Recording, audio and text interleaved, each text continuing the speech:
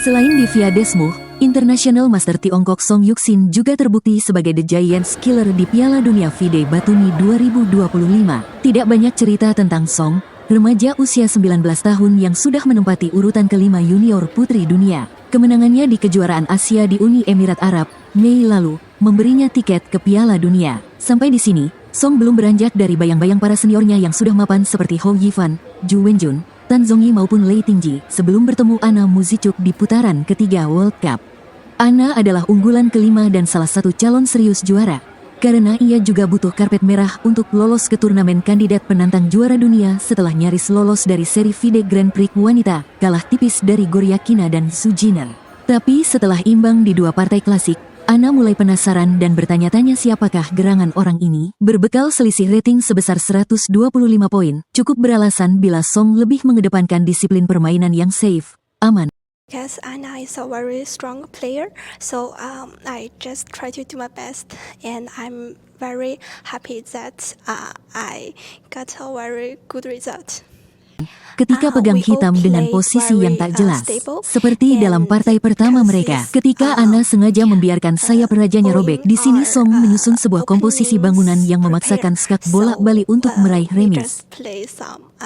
Equal position and we draw 2 games in the classical games.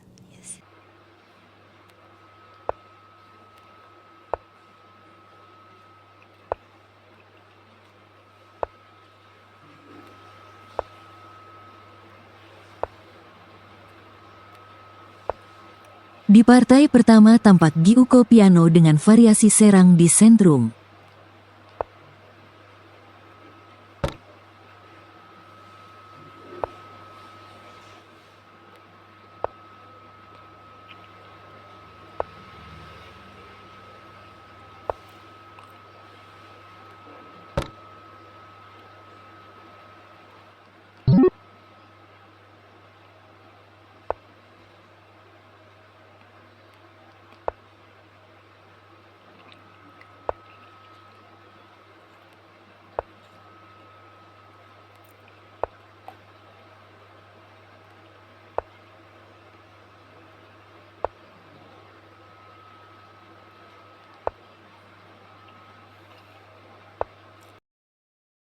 Normalnya kuda ke C3, dengan variasi standar yang lebih tenang.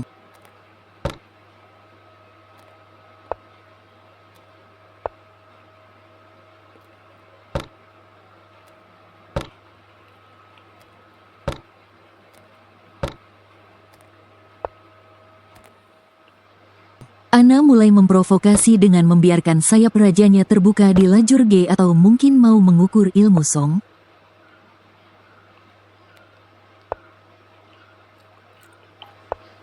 Menteri D7, rencana ke H3. Mencium kelemahan sayap Raja Putih yang nantinya Song terbukti sudah merancang pola serangan yang cantik. Alternatif lain, kuda ke E6.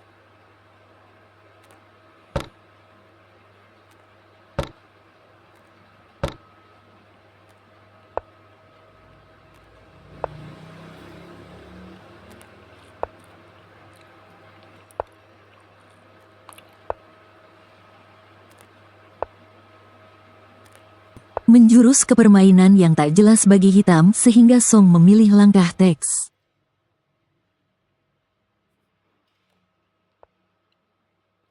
Korban cantik kuda F3. Dan menyusul menteri G4 skak.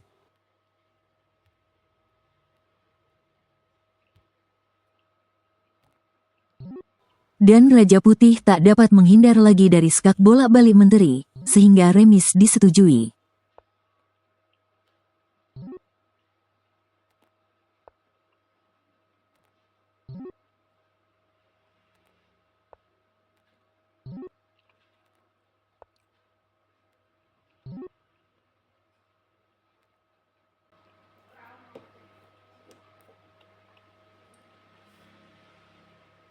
Namun Anna sempat satu kali menang dalam playoff, Song tergelincir di opening dan kalah mini.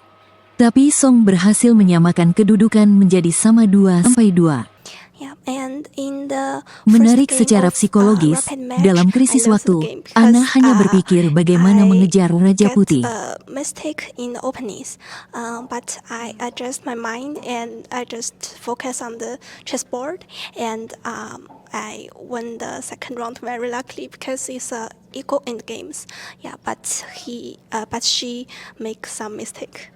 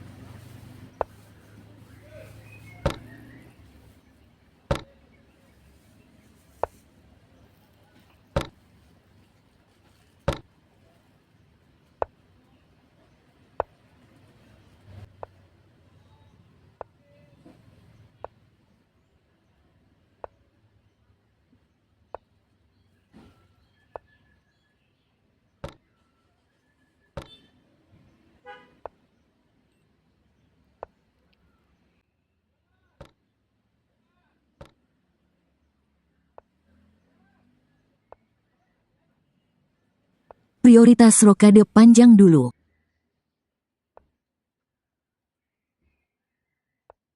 Setelah kuda A4 disusul bidak C4 dan langkah lemah lagi rokade panjang, posisi Song makin tertekan. Sayangnya tusukan bidak D5, bukannya langkah selipan kuda A4 yang bakal membuat putih rugi kualitas tidak masuk radarnya Ana. Sehingga Song balik menemukan irama permainannya.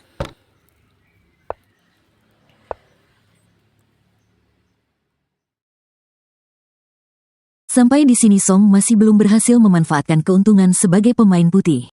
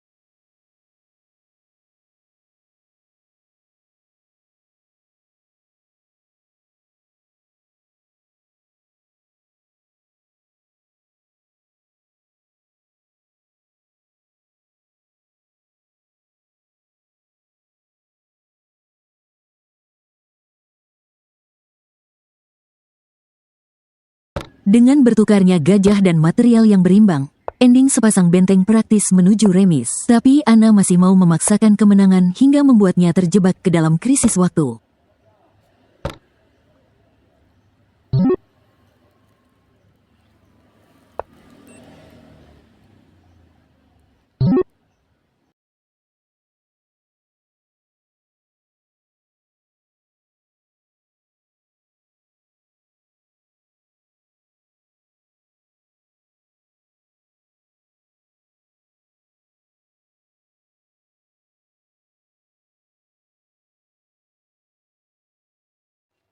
Blunder. Seharusnya benteng E8 skak dulu agar punya kesempatan benteng E8 masuk ke baris kedua, benteng E2 membuat serangan balik. Bila skak di baris ke-8, maka masih bisa ditutup benteng E8.